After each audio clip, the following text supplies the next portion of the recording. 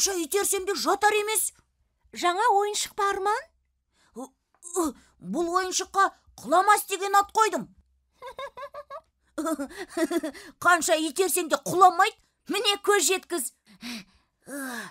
Мәссаған, керемет ойыншық екен. Анашым, қалайсыз? Жақсы, жаным. Бер келші. Қараш, қандай әдемі гүлдер. Иә.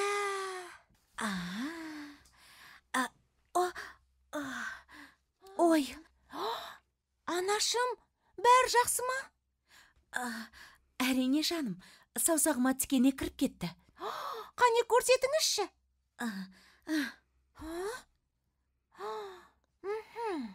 Алаңдамаңыз, анашым, дәрігер қасыңызда. Үйге келіп, ем жасап беретін дәрігердің бары қандай жақсы.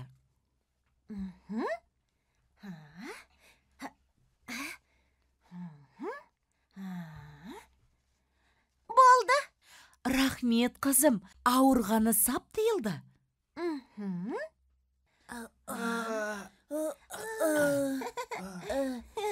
Сәлем, достар. Сәлем, дәрігер Дана. Бүгін емханамызға науқас келмей ме екен? Әзірге ешкім жоқ. Әпке! Достар, Арман құламаста келе жатыр. Қане, қимылдамаңдар.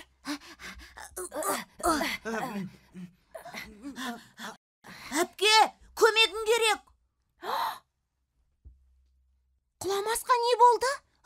Құламас тесіліп қалды. Ауасы шығып жатыр.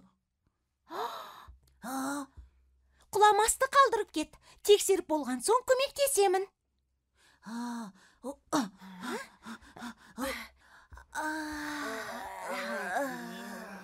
Дәрігер, не болды? Шұғыл медициналық көмек қажет. Есін жиып жатыр. Ой, қай жердемін? Сен дәрігердің қабылдауындасың.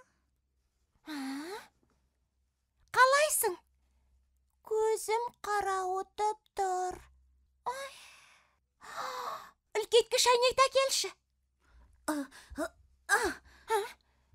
Сенің тесілген жеріңді табу керек. Шұғыл.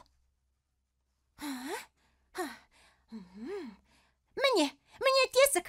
Қоян, мына жерді бекітіп тұршы, міне.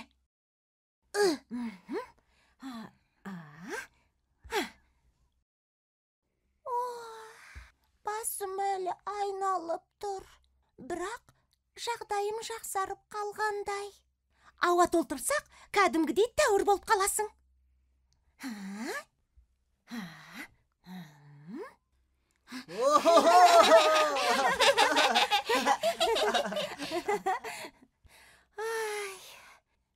Дәрігер Данаға жолыққаным қандай жақсы болды. Кім менімен қуаласпақ ойнайды? Кеттік.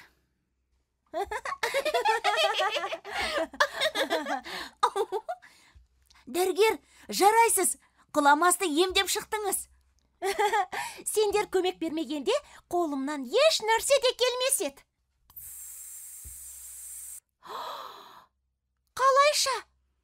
Құламас тағы да тесіліп қалды ма? Не болғанын білмеймін, бірақ құламас тағы тесіліп қалды. Қоян, қобдишамда келші.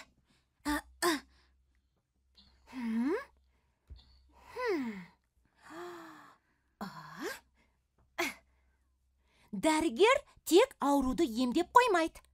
Ол сонымен қатар аурудың алдын алады. Ауырып ем іздегенше ауырмайтын жол ізде. Дұрыс айтасың, түлкі. Сондықтан құламастың неге қайта-қайта тесіліп қалатынын анықтайық. Түлкі, сендер қайда ойнадыңдар? Құламас қай жерде тесілді? Бақшада.